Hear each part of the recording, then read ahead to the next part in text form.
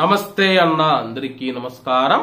Social media వేదికగా ఎవరైనా ఇలా చేస్తే కఠినంగా వ్యవహరిస్తామని చెప్పి కువైట్ అధికారులు, కువైట్ ప్రభుత్వం కువైట్లోని ప్రజలను హెచ్చరించింది.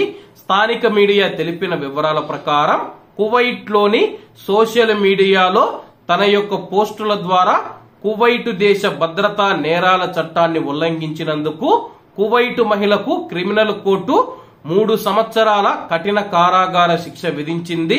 అలాగే కువైట్ పబ్లిక్ ప్రాసిక్యూషన్ స్థానిక మీడియాకు తెలిపిన వివరాల ప్రకారం కువైట్లోని ఒక కువైటీ మహిళ కువైట్ రాజుగారిని అవమానించడం, అలాగే ఆయన యొక్క పాలనను కూలదోయాలని చెప్పి కొంతమందిని ప్రేరేపించింది.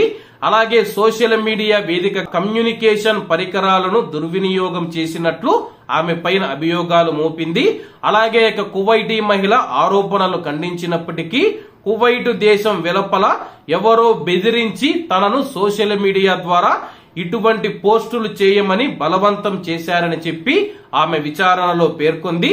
సమగ్ర విచారణ జరిగిన తర్వాత కువైట్ దేశ భద్రతకు హానికరంగా భావించే చర్యలకు వ్యతిరేకంగా కువైట్ దేశం యొక్క దృఢమైన వైఖరిని మరొకసారి నొక్కి చెబుతూ కువైట్ కోర్టు కఠినమైన కారాగార శిక్షను విధించింది.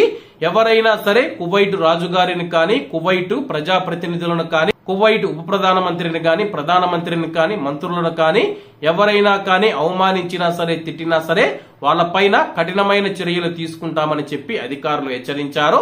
కాబట్టి అందరూ బాగుండాలి, అందులో మనం ఉండాలి. అందరికీ నమస్తే అన్న, జై హింద్.